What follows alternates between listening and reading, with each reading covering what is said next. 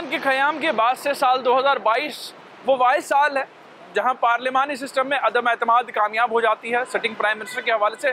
ताहम आज तक इस अहम मनसब पर कोई भी अपना वक्त पूरा नहीं कर चुका है। ये एक हकीकत है। अब के इस वक्त में जहां इलेक्शन एयर है, क्या पाकिस्तान के अवाम चाहते हैं कि इलेक्शन वक्त पर हों, या उन्हें मुआशी मामलात इस हद तक परेशान कुन लगते हैं कि वो चाहते हैं कि पहले इसका सद्देबाब हो। आज के हम आवाज़ में इन मामलात पर गुफ्तगू करेंगे और कोशिश करेंगे कि तमाम जो मुंसलिक स्टेक होल्डर हैं उनको भी लें और उनसे भी जानें। प्रोग्राम हम आवाज़ में खुशामदीद।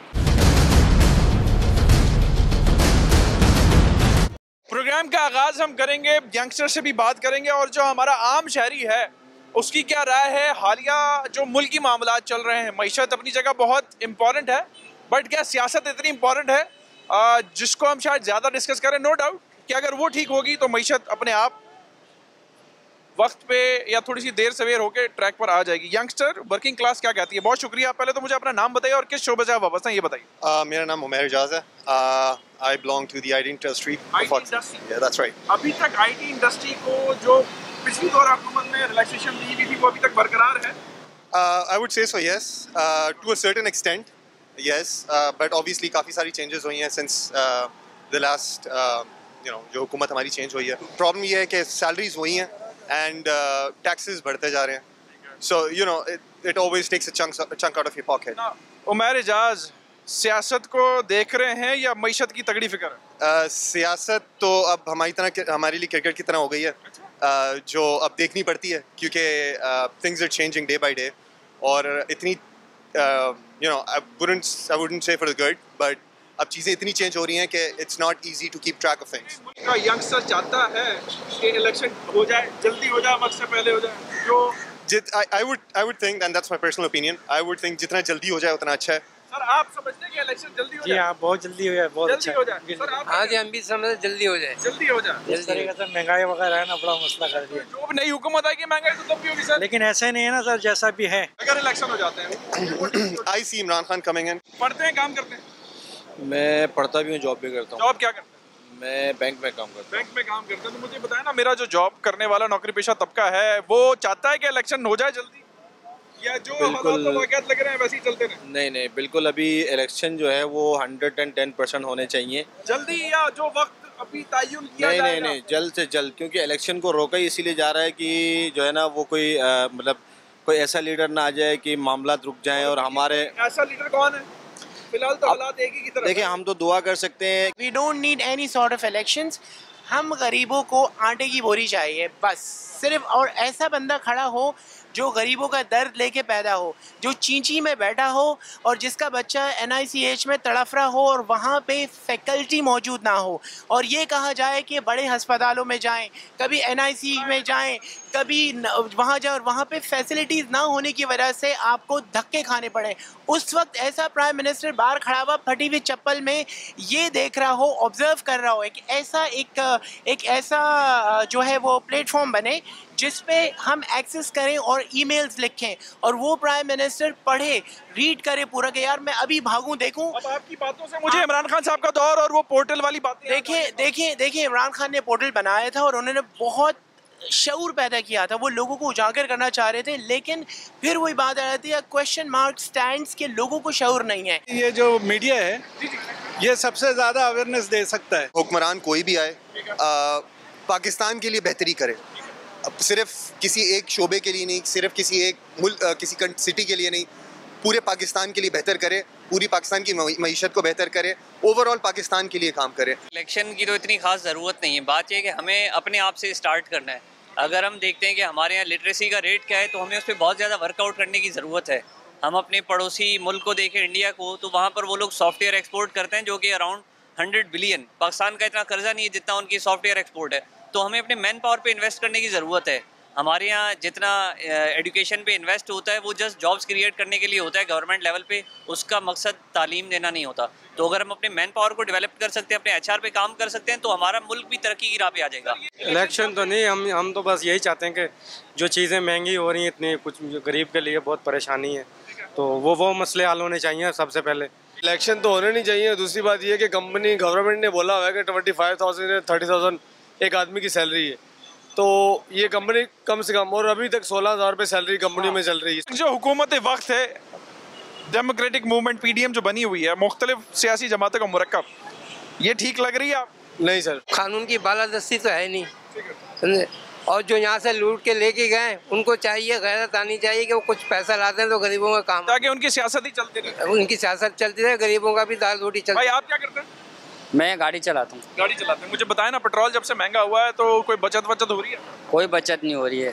तो आपको भी इलेक्शन चाहिए या आपको मईशत की ज़्यादा फिक्र है? भाई इलेक्शन होने चाहिए, लेकिन महंगाई के ऊपर भी थोड़ा कंट्रोल होना चाहिए। अब वो गरीब आवाम कहाँ से खाएगी पिएगी, ये बताएं। अब 18,000 रुपये 16,000 रुपये तनख्वाह है, तो गरीब आवाम कैसे गुजारा करेगी या कैसे घर चलाएंगे? अब जिनके किराए के मकान हैं, कौन आप समझते हैं कि इलेक्शन में आके इक़्तिदार संभाले? बस जो भी आए बस संभाले, आवाम के बारे में आवाम के बारे में काम करे। सर कंपनियों को मद्देनजर सबको देखना चाहिए, हर कंपनी में जाकर विजिट करना चाहिए, किसकी कितनी सैलरी, कितनी सैलरी है। सैलरी इतनी होगी तो सर घर चलेगा ना, सैलरी नहीं होगी तो घर कैसे चलेगा? ये हमारी वर्किंग। जी भाई, महंगाई बढ़ते जा रही है और गुर्बत आते जा रही है। जिस तरीके से खान साहब ने कहा था हम नया पाकिस्तान बनाएंगे, ऐसा पाकिस्तान बनाया कि आज जो लोग घर में बैठ कर सुकून से खाना खाते थे, वो खाना भी 2 वक्त की रोटी नहीं खा सक रहे। छोटू क्या करते हो तुम? भैया हम खीरे बेचते हैं। अच्छा, तो काम ठीक चल रहा है? शुक्र है अल्लाह का। ये तो महंगे नहीं हो गए? नहीं, ये महंगे हो गए बहुत। 100 रुपए किलो हो गया।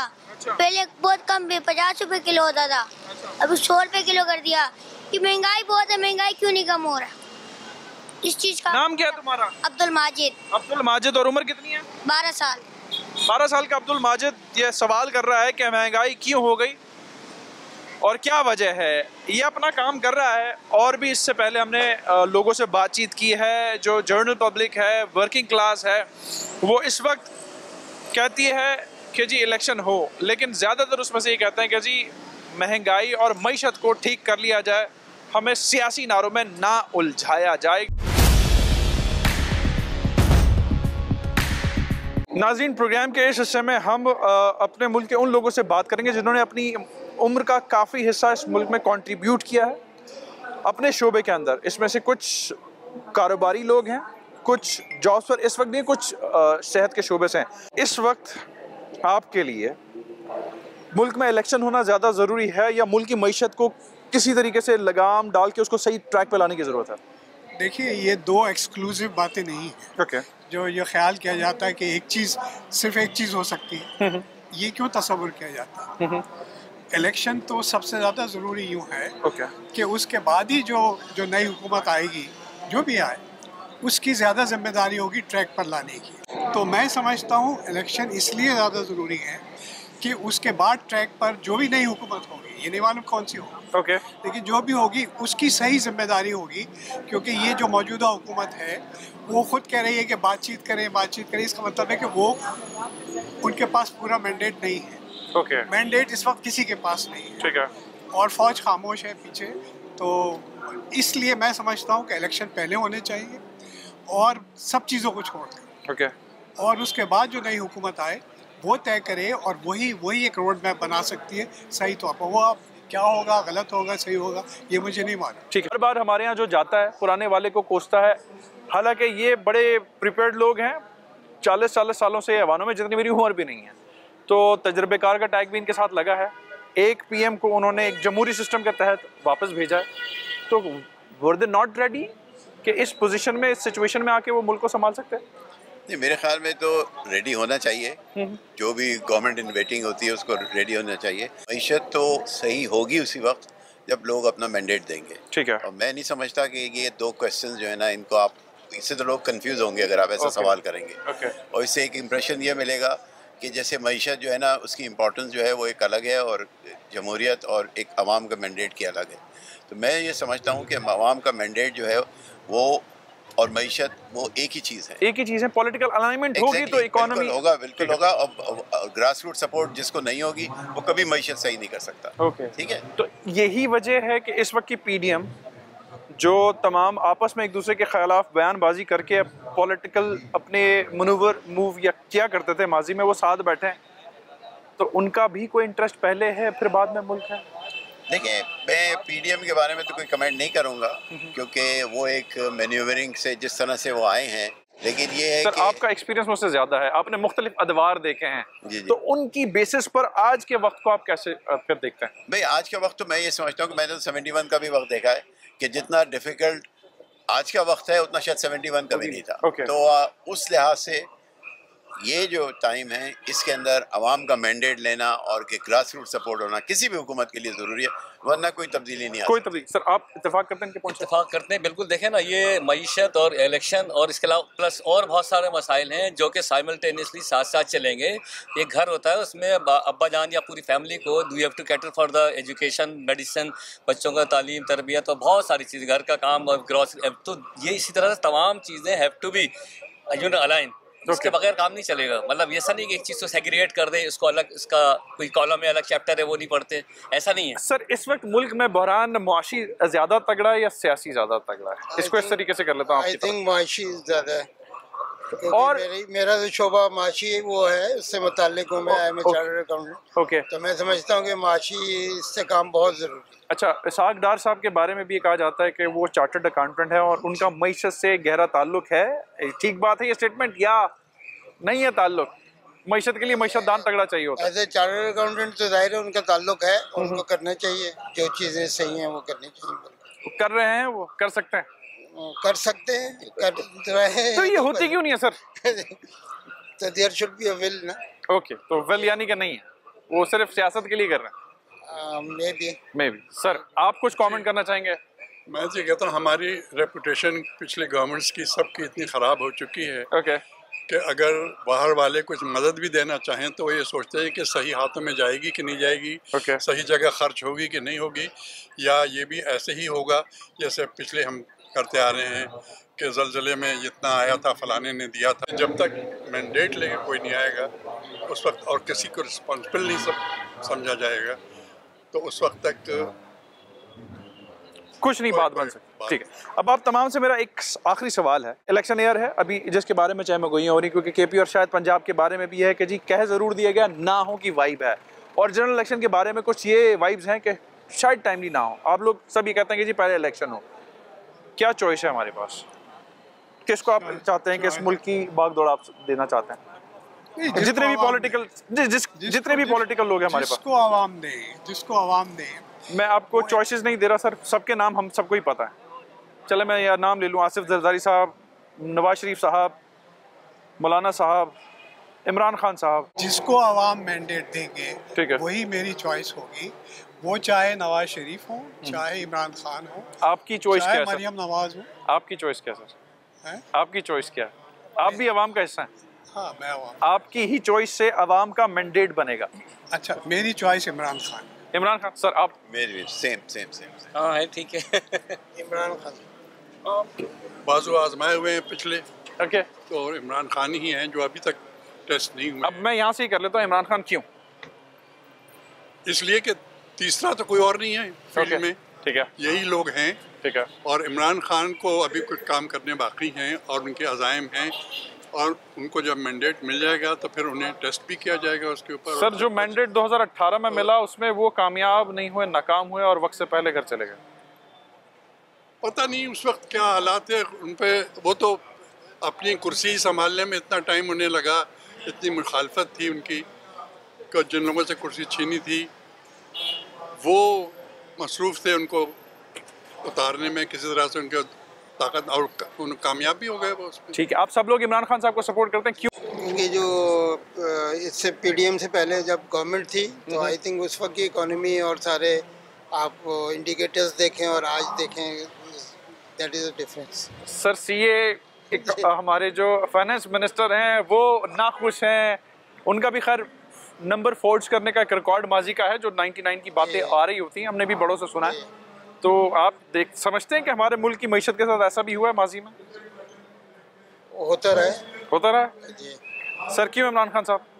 क्यों कहते हैं? देखें ना, एक शख्स को मैंडेट दिया गया, टीम नहीं है सर उनके पास, क्रिकेट टीम उन्होंने अच्छी लीड की थी, लेकिन मुल्क की माशी टीम है वो। टीम किसके पास अच्छी होती है, किसके पास है? अगर हम उस तरह एनालाइज करते हैं, पीपल्स पार्टी के 2 फाइनेंस मिनिस्टर्स को ले आए सर, वो 2 क्या 3-4 को वो ले आए, किसी को उनको पूरा चांस तो देना चाहिए ना, किसी का टाइम ठीक है, पूरा चांस। सर, आज तक किसी प्राइम मिनिस्टर ने अपने ऑफिस का टाइम पूरा नहीं किया इस मुल्क की तारीख में। नहीं, वो तो एक बड़ी बदनसीबी है, लेकिन मैं समझता हूँ कि जो पीडीएम में पार्टीज़ हैं वो गुज़श्ता 40 साल से हम उन्हें देख रहे हैं, और इमरान खान को एक मौका देना चाहिए, क्योंकि जो एक और अब हो जाए। नहीं, एक और की बात नहीं, इसलिए कि वो जो पहला भी जो मौका था उसके अंदर 2 साल तो हमने कोविड में निकाल दिए, तो वो जजमेंट ही सही नहीं था, और कोविड के बाद फिर एक और दूसरे जो इश्यूज थे, पूरी दुनिया की सप्लाई चेन डिस्टर्ब थी, तो बहुत डिफिकल्ट पीरियड था। तो उसके अंदर ये महंगाई सिर्फ पाकिस्तान में नहीं थी, पूरी दुनिया में उस वक्त महंगाई हुई थी। तो ये सब चीज़ें जो हैं उसका एक डिस्काउंट देना पड़ेगा उनको, और फिर उनको एक बहुत ही चंद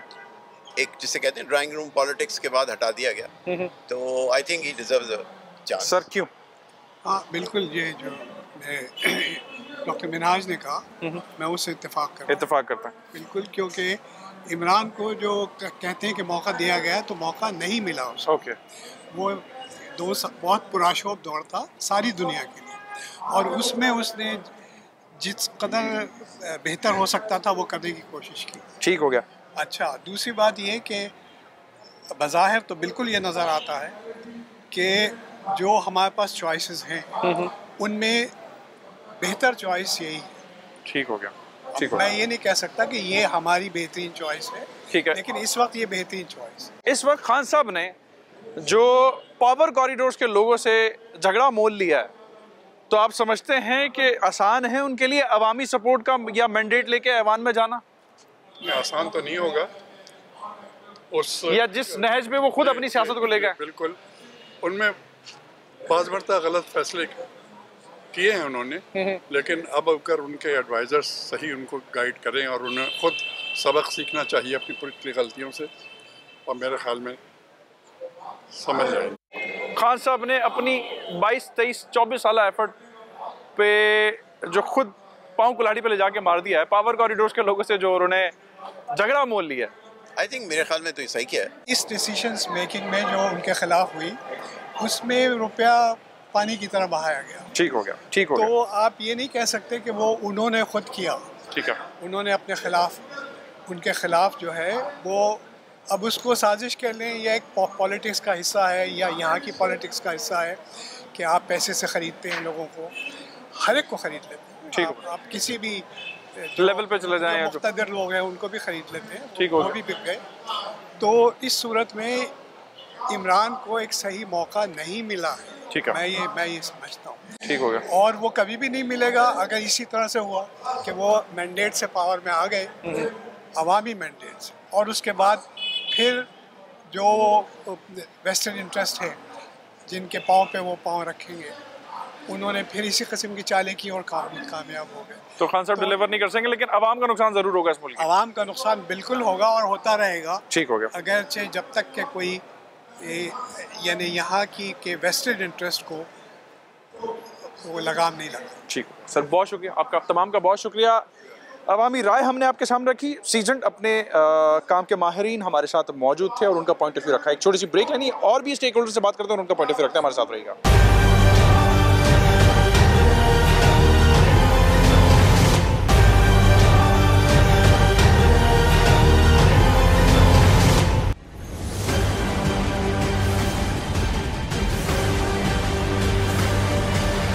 इस वक्त मेरे साथ मुल्क के लिविंग लेजेंड, ऐसी शख्सियत मौजूद है जिन्हें हमने पीटीवी के ज़माने में देखा है, सुना है, और उनके ख्यालात इस मामले के हवाले से मैं चाहता हूं कि आप सुनें। इनसे हमने रिक्वेस्ट की तो ये कुछ कहना चाहते हैं, वो क्या है? मोहम्मद अली शेखी साहब। I've been living here almost all my life, and what I am observing now, this is the worst ever period I have ever seen. कोई कंपैरिजन नहीं है माजी की मामलात से, जो माजी के अदवार आपने देखे हैं? देखिए, और निकले हम उनसे, निकले वहाँ से बतदरीज तरक्की होती ना, तरक्की के बजाय डाउनफॉल आई है। ओके, तो चली आ रही है, डू यू एक्सपेक्ट कि सर अभी भी there is a light in tunnel? Of course, ये तो देखें अल्लाह मियाँ से हम नाउम्मीद तो नहीं हो सकते ना, बट आई फील कि जनरल इलेक्शन हो जाए, ठीक है, फेयर एंड, मतलब ये कि दुनिया में हर जगह ये होता जाता है, फिल्टर होता गया, इस तरह जो रेजिड्यू बचता है एंड में वो अच्छा ही होता है। शेखी साहब बहुत शुक्रिया, thank you very much for your point of view. Mohammad Ali Shekhi sahab हमारे साथ मौजूद थे, और भी लोगों से बातचीत करते हैं और उनका पॉइंट ऑफ व्यू आपके साथ रखते हैं। इस वक्त आर्ट्स काउंसिल में हमारे साथ इकबाल लतीफ़ साहब मौजूद हैं, एक सीजन्ड आर्टिस्ट हैं और इस फ्रेटर्निटी से ताल्लुक़ रखते हैं जो बड़ी हसास कंसीडर की जाती है। उनसे हम इस बारे में बात करते हैं और उनका पॉइंट ऑफ रखते हैं। इकबाल साहब बहुत शुक्रिया। हालात व वाक़यात मुल्क के जैसे चल रहे हैं उस मामले के side by side arts council ने भी एक सिस्टम बनाया हुआ है और लोगों को इंगेज आपने तगड़े तरीके से रखा हुआ है। लेकिन being a common man, being an artist, इन मामलात को आप कैसा देखते हैं? क्या ये उतना ही डिस्टर्बिंग है जैसे आम आवाम हमसे काफ़ी तहफ़्फ़ुज़त का इज़हार कर रही है? कभी कभी एक्टिंग कर लेता हूँ मुँह का जायका बदलने के लिए, ठीक है, क्योंकि हालात हाज़िरा को जो आप जिनकी तरफ इशारा कर रहे हैं उसको काबू करने के लिए एक आमदनी पे गुजारा मुमकिन नहीं है। बड़ी अहम बात आपने कर दी। मैं यहीं से इसलिए शुरू कर रहा हूँ कि क्योंकि गुजारा नहीं है तो मेहनत करनी है। बात यह है कि हम पूरा इल्ज़ाम दे देते हैं हुकूमत पे, पिछली हुकूमत पे, उससे पिछली हुकूमत पे, इससे मैं सिर्फ ये पूछता हूँ कि 70 साल 75 साल में हमारा जो कॉमन आदमी है उसने अपनी जिम्मेदारी का कितना एहसास किया? अदर पॉइंट, उसने वोट डालते वक्त कितना सही फैसला किया और वोट डालने के बाद में वो घर जाके सो क्यों गया? हमारे मुआशरे में हम जिम्मेदारियों को अपने आप नहीं दूसरों की जिम्मेदारी समझते हैं, इसीलिए हमारे हालात भी ख़राब होते हैं। डॉलर महंगा हो गया, डॉलर महंगा हो गया। भाई आप डॉलर महंगा खरीद क्यों रहे हो? किसके लिए? छुपाना चाह रहे हो? जमा करना चाह रहे हो? चीनी महंगी हो गई, अरे जो ज़ख़ीरा अंदोज़ है उसको क्यों नहीं पकड़ते? वो जो पेट्रोल महंगा हो गया, भाई पेट्रोल दुनिया में जो बिक रहा है उसके बराबर क्यों नहीं लाया जाता? उसकी वजह कोई भी हो, हमें तो अपने मुल्क को देखना है। हम ईरान से, हम रशिया से पेट्रोल क्यों नहीं ले लेते कि 30-35% का हमें सुकून मिल जाए? बात ये नहीं है, बात ये है कि हमारी तरबियत में थोड़ी सी कमी है।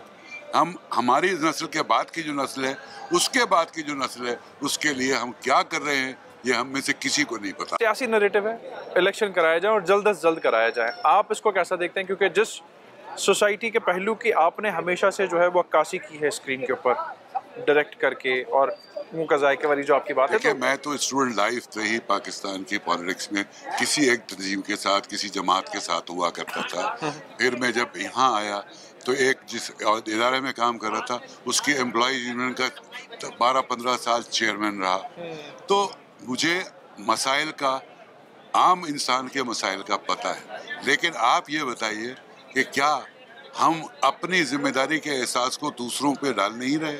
अग्रीड। हमें कहते हैं इलेक्शन करा दो, इलेक्शन होना चाहिए, वक्त के मुताबिक होना चाहिए, आइन के मुताबिक होना चाहिए, लेकिन मुझे कोई ये तो बताए कि इलेक्शन के बाद क्या होगा?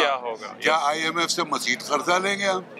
या अगर उनके बहुत अच्छे ताल्लुकात हैं बैरून मुल्क हमारे पाकिस्तानियों से, तो क्या रिलीफ ले सकते हैं? क्या वो पाकिस्तानी सारा पैसा अपना यहाँ भेज देंगे? यही एक सोल्यूशन है। अगर हमारा बैरून मुल्क मुकीम पाकिस्तानी कोशिश करे और अपनी आमदनी में से आधा चौथाई यहाँ भेजकर यहाँ कोई कारोबार करे, यहाँ इन्वेस्टमेंट करे, तो हमारे मुल्क के मसाइल हल हो सकते हैं। और वो जो बाहर ले गए हैं वो अगर वापस ले आए तो ये पाकिस्तान जो है वो टाइगर बन सकता है। बहुत शुक्रिया। ब्लेम गेम से हमें निकलना है, इकबाल लतीफ़ साहब का ये कहना है, क्योंकि बहुत वक्त ज़ाया हमने कर दिया है और अब चीज़ों को हमने इंडिविजुअल कैपेसिटी में भी उनका हक अदा करना है।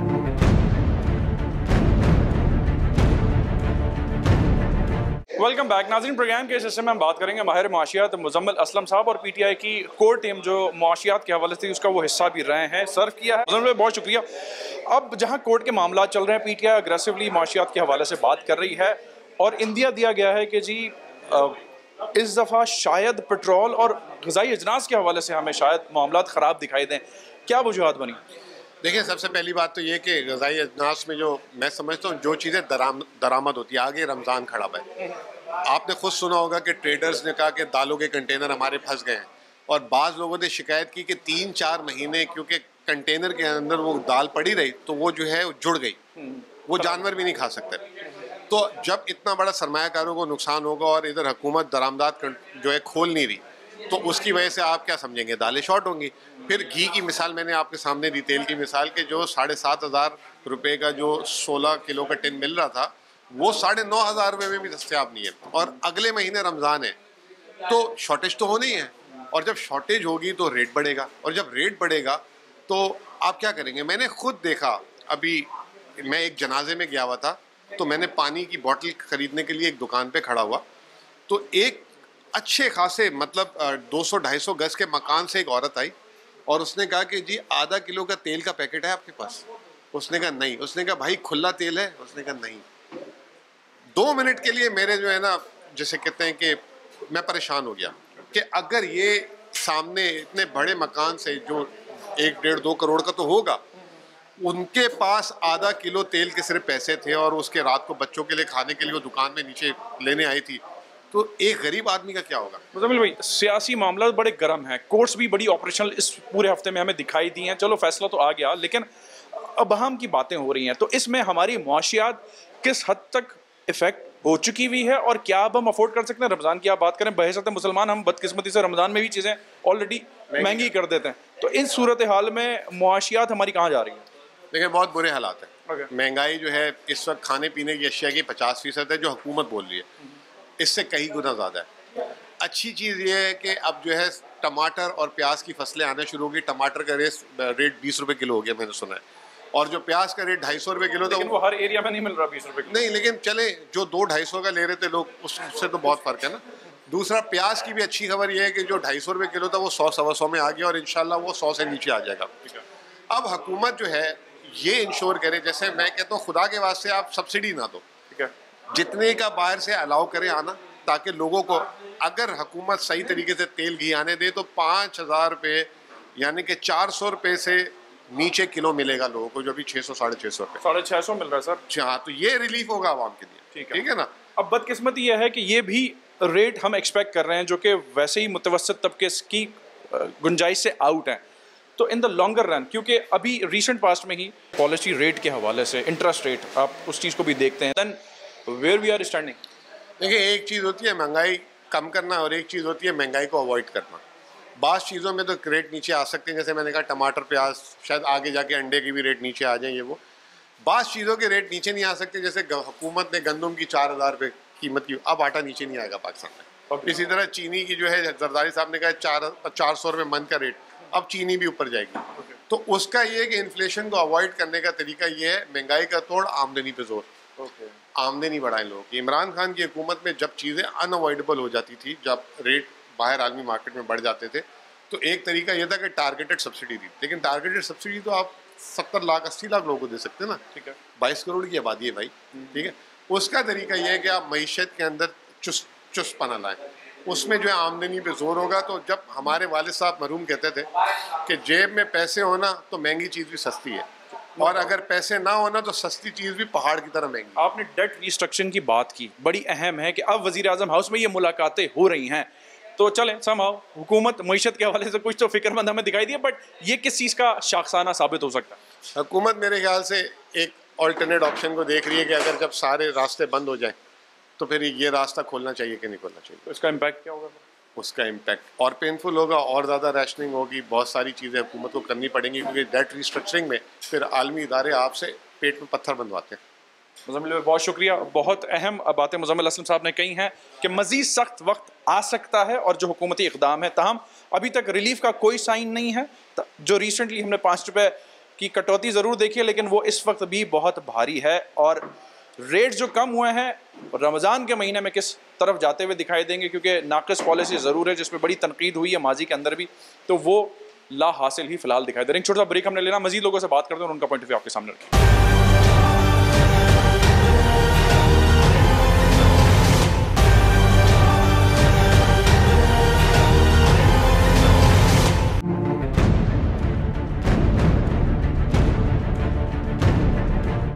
वेलकम बैक नाज़रीन। प्रोग्राम के इस हिस्से में हम मौजूद हैं Korangi association of trade and industry, यहाँ के जो प्रेसिडेंट हैं फराजुर रहमान साहब, वो हमारे साथ मौजूद हैं।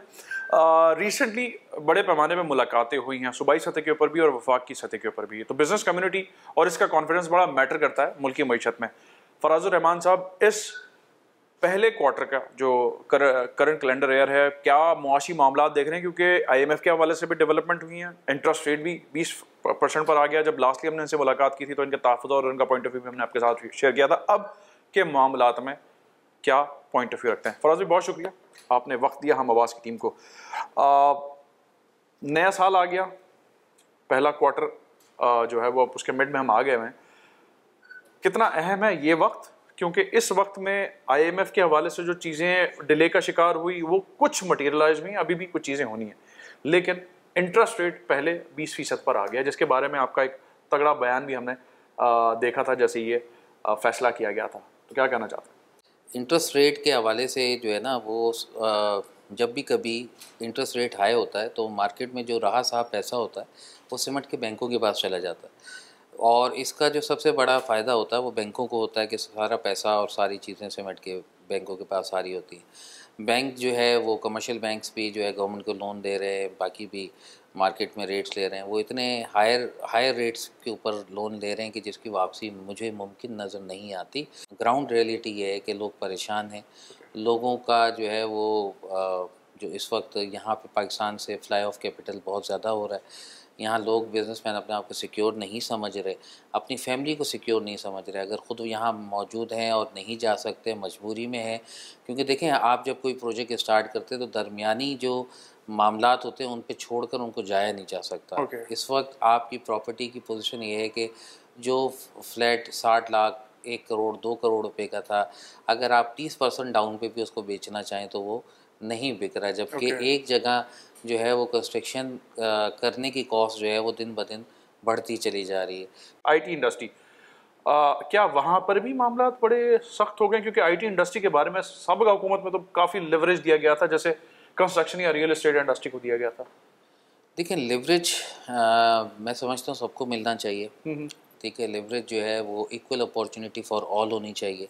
तो सूरत हाल ये है कि इस वक्त जो है मैं समझता हूँ कि सारे एरियाज़ जो है बशमूल IT सेक्टर जो हकीकी तौर पे जिस तरह के एग्रेसिव एक्शंस लेने चाहिए थे उनको प्रोमोट करने के लिए वो नहीं लिए जा रहे। ठीक, हमारी यूथ को जो है सियासत की नज़र कर दिया गया है। उसी यूथ को अगर यूटिलाइज़ किया जाता, उससे कहा जाता कि ओन पाकिस्तान करो, ओन कराची करो, और तुम जो है IT के शोबों के अंदर जो है वो उनके लिए जगहें बनाई जाती, तो आज वही यूथ आपको इतना जो है वो रेवेन्यू जनरेट करके दे देता जो आपकी सरप्लस इनकम होती है आपकी एक्सपोर्ट से ज़्यादा। ठीक है, रेवेन्यू की आपने बात की है, यूथ को नो डाउट इंगेज करने की ज़रूरत है, लेकिन इस वक्त सियासी और मुआशी टग ऑफ वॉर में जो सियासत हमें हावी दिखाई दे रही है तो उसमें यूथ भी हमें काफ़ी सोशल मीडिया पे अग्रेसिव दिखाई दे रही है। रेवेन्यू हालिया जो नंबर्स आए हैं प्रोविंशियल लेवल पर और वफाक के लेवल पर की जो टारगेट है उतना जो है वो हमने उससे ज़्यादा ही अचीव करना, और जो IMF की बाद हमने 170 बिलियन का एक मिनी बजट भी आया है,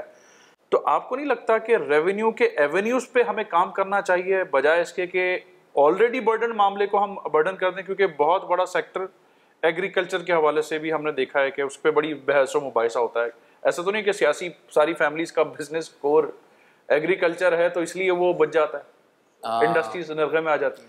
देखिए सच बात तो ये है कि इंडस्ट्रियलाइजेशन का और हमारे यहाँ जो ज़राअत का शोबा है ये इसकी जंग आज से नहीं चल रही, ये 1965 से जो है ना ये मामला चल रहे हैं। एक जगह जो है वो इंडस्ट्रियलिस्ट को जो है वो फलता फूलता नहीं देख पाते, एक जगह इनको ये फलता फूलता नहीं देख पाते। बहुत एट लास्ट क्योंकि आपके पास जो बिजनेसमैन की जो है वो अक्सरियत कम होती है वहाँ पे, तो लिहाजा जो भी बिल होता है वो उनके हक़ में पास हो जाता है।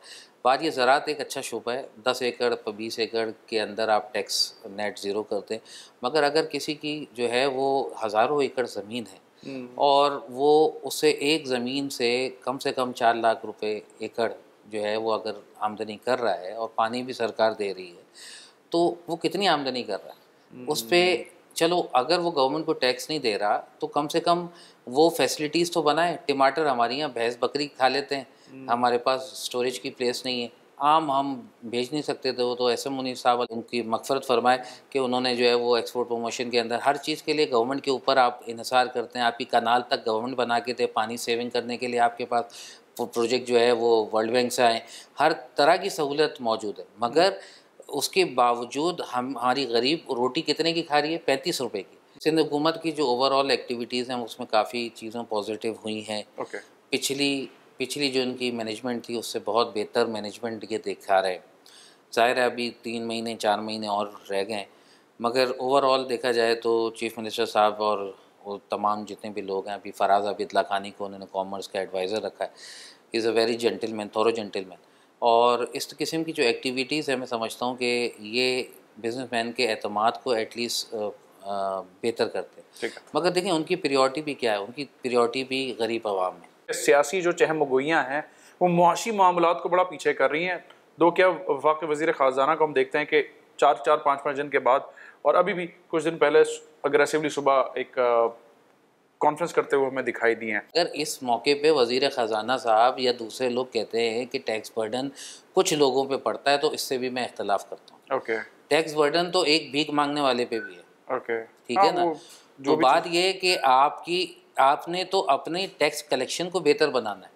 इस वक्त जमहूरियत की नहीं, इस वक्त मिसाक मईशत की ज़रूरत है।